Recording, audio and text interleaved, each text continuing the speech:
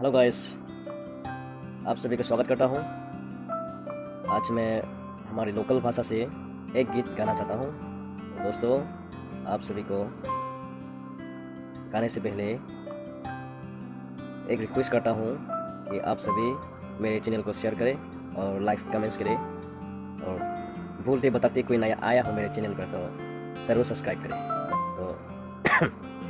चलते हैं दोस्तों, आप सभी अच्छे से मेरे वीडियो देखें। Teman cinta ya silak, wang ai ala pai kelak, tau payang ai punap a, jam yang ye yan lak, yang ching a lu a sai me pu, phao yen yak a sai me pu, ka chi hai ka tang me pu o. Ma yang ai kala man chen ta ya sila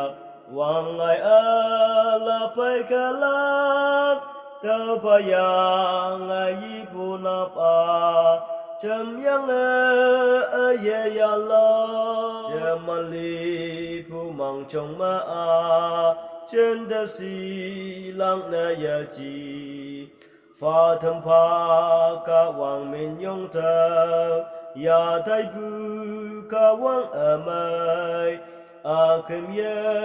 nang pu ching như me li pu o ye pai ok lak i ye hi